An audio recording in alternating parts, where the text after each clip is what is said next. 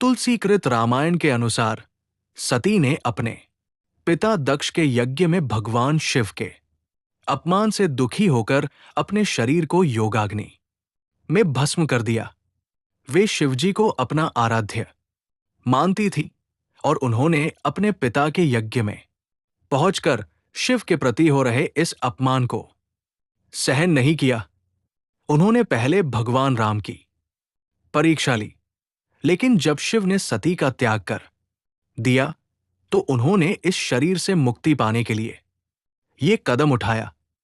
तुलसीकृत रामायण के अनुसार सती के शरीर त्याग की कथा। एक समय मकर स्नान कर सब मुनीश्वर अपने आश्रम को गए। उनमें याज्ञवल्क्य मुनि बड़े ज्ञानी थे। उनको भारद्वाज मुनि ने चरणों में गिरकर अपना सिर टिकाया, चरण कमल धोकर पवित्र आसन पर बैठाया, पूजा कर मुनि की प्रशंसा की और बोले, स्वामी मुझे एक बड़ा संदेह है और वेद का तत्व सच तुम्हारे हाथ में है। मुझे कहने में उसे डर और लज्जा लगती है, जो ना कहूं तो बड़ा अकाज होगा। इस हेतु कि कदाचित मुनि समझ ले कि ये हमारी परीक्षा लेते हैं। लाज इससे है कि बूढ़े होकर इतना भी नहीं जानते हैं। कहा गया है कि गुरु से छुपा कर रखने पर हृदय में उज्ज्वल ज्ञान नहीं होता। ऐसा विचार कर मैं अपने अज्ञान को आपसे प्रकट करता हूं। आप दास के ऊपर कृपा कर उसको दूर कीजिए। राम के नाम का अमित प्रभाव है, जिसको अविनाशी भगवान शिव जी, जो ज्ञान और गुणों के ढेर हैं, वे भी सदा राम जपते हैं। क्या ये नाम की महिमा है? मुनिराज, जिसको शिवजी जपते हैं वो राम कौन से हैं? स्वामी तुमसे पूछना चाहता हूं कि हे दया निधान, मुझे समझा कर कहो। एक राम तो अयोध्या राजा के पुत्र है, जिनकी चरित्र सब संसार जानता है। स्त्री के वियोग में अपार दुख सहा, जब क्रोध हुआ तो युद्ध में रावण को मारा। क्या वही प्रभु श्री राम परमात्मा है या कोई और है जिनको शिव जपते हैं? ये वचन सुन याज्ञवल्क्य जी ने हंसते हुए बोले कि तुमको श्री रामचंद्र जी की सारी महिमा ज्ञात है। तुम मन वचन और कर्म से राम के भक्त हो। मैं तुम्हारी चतुराई समझ गया। तुम प्रश्न ऐसे किया जैसे महामूर्ख हो है। बस मन लगाकर आदर से सुनो, राम की कथा का वर्णन करता हूं। श्रोताओं, इसी कथा में माता सती का भी जिक्र आता है। रामचरित्र मानस के बालकांड ये प्रसंग आता है। इसी प्रसंग की कथा विस्तार से आपको सुनाता हूं। संत महात्मा बताते हैं, नीचे ये जो रामचरित्र मानस की चौपाई है वो साधारण चौपाई नहीं है, एक मंत्र है। एक बार त्रेता युग माही, शंभु गए कुंभज ऋषि पाही, संग सती जग जननी भवानी, पूजे ऋषि अखिलेश्वर जानी। एक बार त्रेता युग में शिवजी अगस्त ऋषि के पास गए। उनके साथ जगत जननी भवानी सती भी थी। ऋषि ने संपूर्ण जगत के ईश्वर जानकर उनका पूजन किया। वो जो अपने गुनाह को लेकर राम कथा कृष्ण कथा सुनते हैं, जो कहते हैं मैं इतना बड़ा हूं, इतना धनवान हूं, वो वास्तव में कथा सुन ही नहीं सकता है। सारे गुण त्याग कर परमात्मा का प्रेम लेकर कथा सुनो तो जरूर आनंद आएगा। अब आगे की कथा में प्रवेश करते हैं।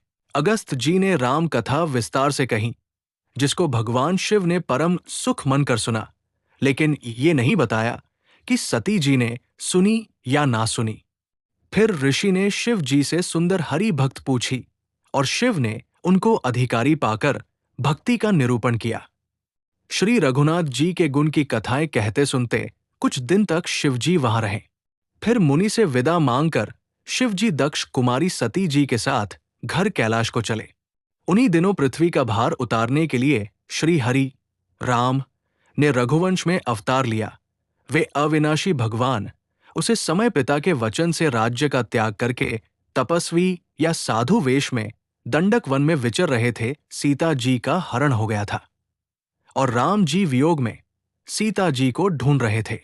अब जाते समय शिव जी के मन में एक ही अभिलाषा थी कि जिन राम जी की कथा मैंने सुनी उनका एक बार किसी तरह दर्शन हो जाए। भगवान शिव को भेद खुलने का भी डर था। कहीं मैं भगवान के पास जाऊं और भगवान की लीला में दखल पड़ जाए। परंतु दर्शन के लोग से उनके नेत्र ललचा रहे थे, लेकिन सोच रहे थे मैं जो पास नहीं जाता हूं तो बड़ा पछतावा रह जाएगा। इस प्रकार शिवजी विचार करते थे, परंतु कोई भी युक्ति ठीक नहीं बैठती थी। इस प्रकार महादेव जी चिंता के बस में हो गए। श्री रघुनाथ जी मनुष्यों की भांति विरह से व्याकुल थे और दोनों भाई वन में सीता को खोजते हुए फिर रहे थे। श्री शिव जी ने इस अवसर पर श्री राम जी को देखा और उनके हृदय में बहुत भारी आनंद उत्पन्न हुआ। उन शोभा के समुद्र श्री रामचंद्र जी को शिव जी ने नेत्र भरकर देखा, परंतु सोचा ये भगवान से मिलने का अवसर नहीं है, क्योंकि भगवान लीला कर रहे हैं। भगवान शिव ने दूर से ही प्रणाम किया। भगवान शिव वहां से चले गए। भगवान शिव बहुत प्रसन्न मन से चले जा रहे थे और साथ में सती जी भी थी। जब सती जी ने भगवान शंकर को ये सब करते देखा तो उनके मन में बड़ा संदेश उत्पन्न हो गया। वे मन ही मन कहने लगी, शंकर जी की सारा जगत वंदन करता है, वे जगत के ईश्वर है। देवता मनुष्य मुनि सब उनके प्रति सिर नवाते हैं। इनका एक राजपुत्र को सच्चिदानंद कहकर प्रणाम किया और उनके रूप को देखकर वो इतने प्रेम मगन हो गए कि अब तक उनके हृदय में प्रीति रोकने से भी नहीं रुकती। जो ज्ञान के भंडार, लक्ष्मीपति असुरों के शत्रु भगवान विष्णु क्या अज्ञानी की तरह स्त्री को खोजेंगे? लेकिन फिर सोचती, शिवजी के वचन झूठ नहीं हो सकते। सब कोई जानते हैं कि शिवजी सर्वज्ञ है। सती के मन में इस प्रकार का अपार संदेह उठ खड़ा हुआ। सती जी नहीं समझ पा रही थी कि क्या किया जाए। सती जी ने कुछ नहीं कहा, पर भोलेनाथ सब जान गए। वे बोले हैं, सती सुनो, ऐसा संदेह मन में कभी ना रखना चाहिए। जिनकी कथा का अगस्त ऋषि ने गान किया और जिनकी भक्ति मैंने मुनि को सुनाई, वही मेरे इष्ट देव श्री रघुवीर जी है, जिनकी सेवा ज्ञानी मुनि सदा किया करते हैं। भगवान श्री राम जी ने अपने भक्तों के हित के लिए रघुकुल के मणि रूप में अवतार लिया है। शिव जी ने बहुत बार समझाया, फिर भी सती के हृदय में उनका उपदेश न बैठा। तब महादेव जी मन में भगवान की माया जानकर मुस्कुराते हुए बोले, जो तुम्हारे मन में बहुत संदेह है तो तुम जाकर परीक्षा क्यों नहीं ले लेती? जब तक तुम मेरे पास लौट आओगी तब तक मैं इसी बरगद की छाव में बैठा हूं। लेकिन शिव जी ने यह भी कह दिया, अगर परीक्षा लेनी हो तो विवेक से लेना, अविवेक से लोगी तो सब नुकसान ही होगा। भगवान शिव की आज्ञा मानकर सती राम जी की परीक्षा लेने चली और मन में सोच रही थी कि कैसे परीक्षा लूं। इधर शिव जी ने मन में ऐसा अनुमान किया कि दक्ष कन्या सती का कल्याण नहीं है। जब मेरे समझाने से भी संदेह दूर नहीं हुआ, तब मालूम होता है कि विधाता ही उल्टे हैं। अब सती का कुशल नहीं कोई है, होई है सोई जो राम रचि राखा, को करी तर्क बढ़ावी शाखा। ऐसा कहकर भगवान शिव श्री हरि का नाम जपने लगे। सती वहां गई जहां प्रभु श्री रामचंद्र जी थे। सती ने सीता जी का रूप बना लिया और उस मार्ग की ओर आगे आगे चलने लगी जहां से राम जी आ रहे थे। सीता जी के बनावटी बेस को देखकर लक्ष्मण जी चकित हो गए और उनके हृदय में बड़ा भ्रम हो गया। वो बहुत गंभीर हो गए, कुछ कह नहीं सके। श्री रामचंद्र जी सती के कपट को जान गए, क्योंकि भगवान सर्वज्ञ है, लेकिन सती अभी भी आगे आगे जा रही थी। भगवान श्री रामचंद्र जी ने हंसकर कमल वाणी से सती जी को प्रणाम किया और अपना परिचय बताया।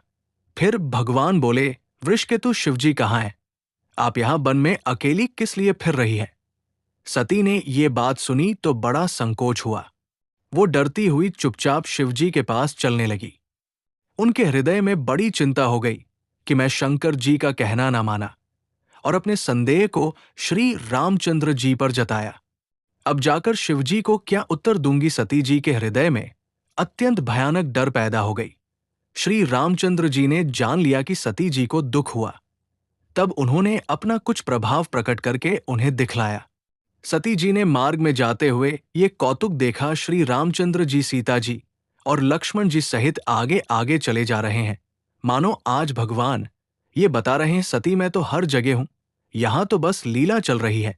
फिर सती जी ने पीछे मुड़कर देखा तो वहां भी भाई लक्ष्मण जी और सीता जी के साथ श्री रामचंद्र जी सुंदर वेश में दिखाई दिए।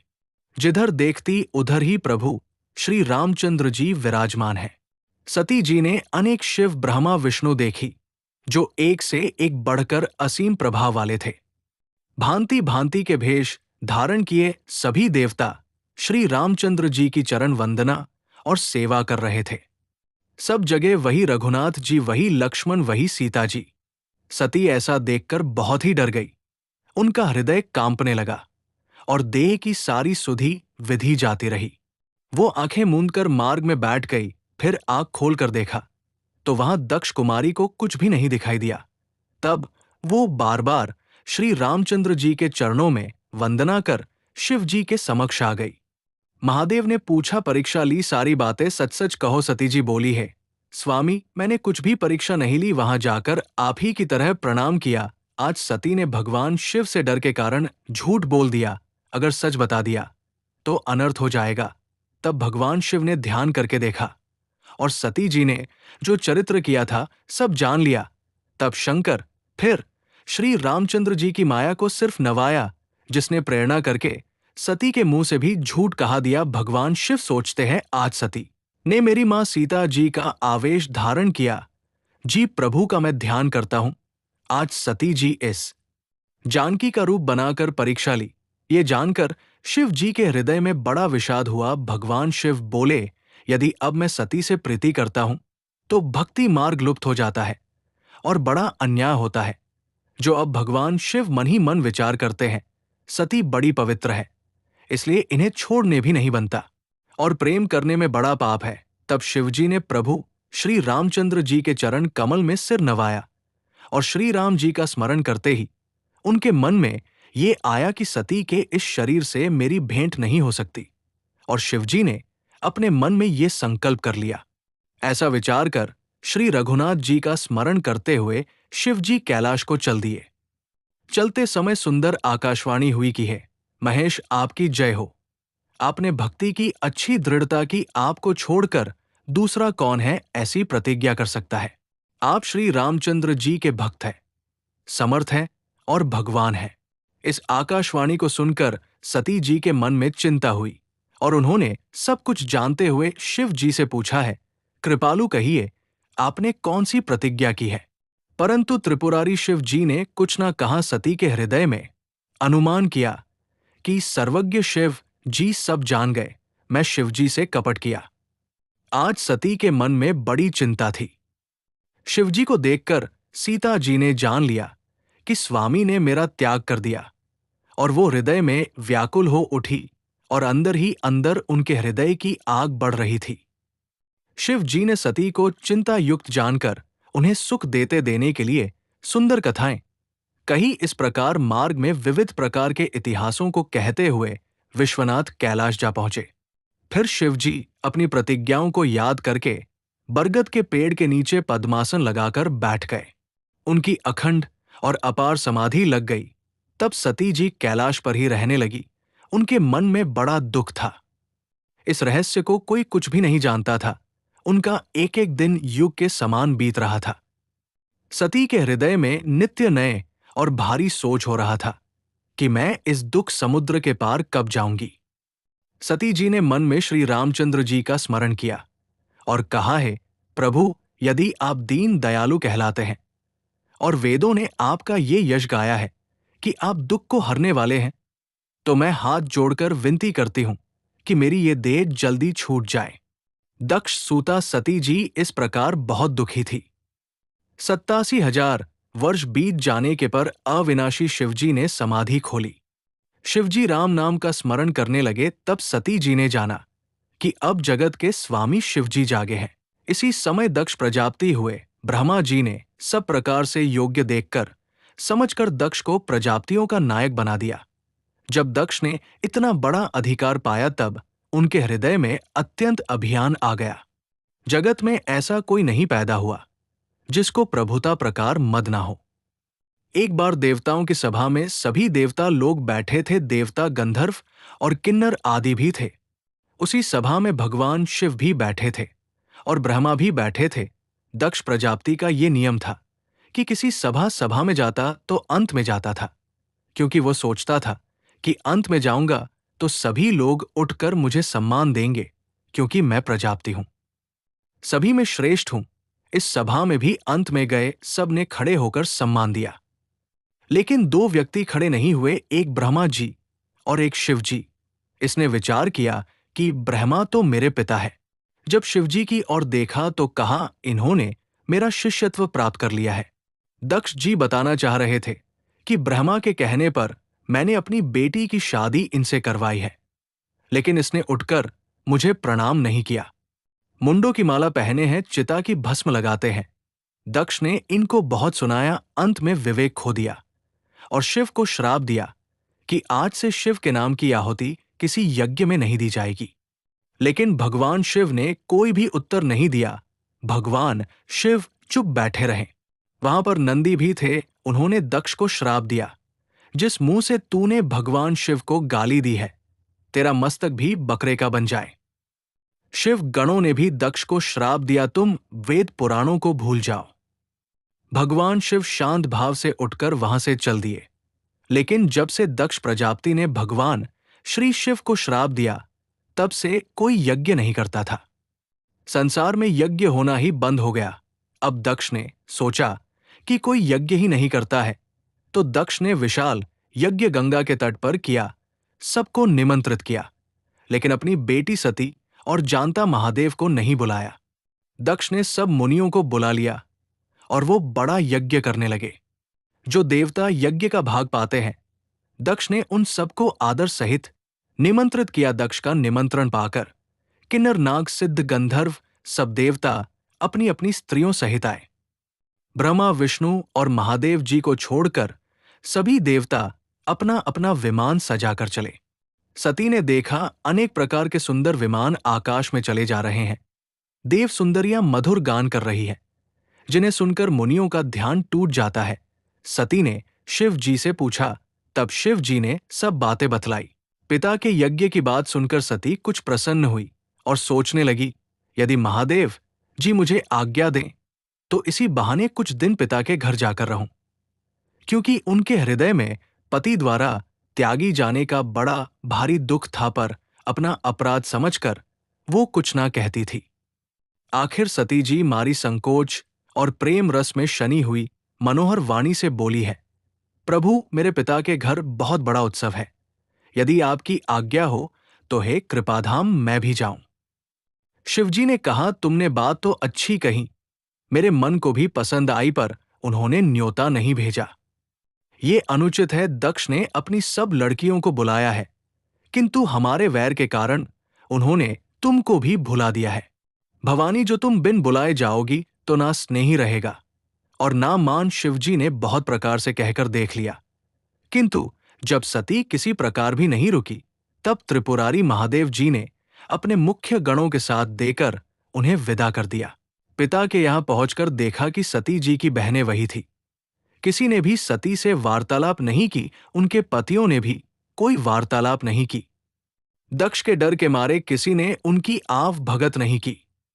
केवल एक माता भले ही प्रेम से मिली, जब वे सामने से निकली और बेटी को देखा तो प्रसन्न हो गई। ये खुशी की बात थी कि बेटी आई है। सती ने कहा, पहले मैं यज्ञ मंडप की शोभा देखने जा रही हूं, फिर आपसे मिलती हूं। यज्ञ मंडप के अंदर सती जी ने प्रवेश किया। सती जी ने वहां पर देखा सभी लोग सभा में बैठे हैं और आहुतियां दी जा रही है, लेकिन एक नाम सती जी के कान में नहीं पड़ रहा, जो कि भगवान थे, क्योंकि शिव का अपमान करने के लिए ही वो यज्ञ हो रहा था। उनसे शिवजी का अपमान सहा नहीं गया। इससे उनके हृदय में कुछ क्रोध हुआ। वे सारी सभा को डांटकर क्रोध भरे वचनों में बोली, हे सभासदों और मुनीश्वरों, सुनो, जिन लोगों ने यहां शिवजी की निंदा की या सुनी है, उन सबको उसका फल तुरंत ही मिलेगा। और मेरे पिता दक्ष भी भली भांति पछताएंगे। जहां ब्रह्मा शिवजी और लक्ष्मीपति श्री विष्णु भगवान की निंदा सुनी जाए, वहां ऐसी मर्यादा है, यदि अपना बस चले तो निंदा करने वाले की जीभ काट ले, और नहीं तो कान को मूंद कर वहां से उठ जाए। सती बोली, मेरा पिता दक्ष नहीं है। यदि दक्ष होता तो मेरे पति को पहचानता, क्योंकि मेरे पति शिव का संसार में कोई वैरी है ही नहीं। भगवान महेश्वर संपूर्ण जगत की आत्मा है। वो जगत पिता और सबका हित करने वाले हैं। मेरा मंद बुद्धि पिता उनकी निंदा करता है, और मेरा ये शरीर दक्ष के वीर्य से उत्पन्न हुआ है। इसलिए चंद्रमा को ललाट पर धारण करने वाले वृषकेतु शिव जी को हृदय में धारण करके मैं इस शरीर को तुरंत ही त्याग दूंगी। सती ने जहां पर देवताओं के नाम की आहुति दे रही थी, वहीं पर ध्यान में बैठ गई और सती के शरीर से योगाग्नि निकली और उसी योग अग्नि में जलकर सती भस्म हो गई। सती मरते समय भगवान हरि से ये वर मांगा कि मेरा जन्म जन्म में शिव जी के चरण में अनुराग रहे, इसी कारण उन्होंने हिमाचल के घर जाकर पार्वती के रूप जन्म लिया। सारी त्रिलोकी में हाहाकार मच गया। शिव के क्रोध से अब कौन रक्षा करे।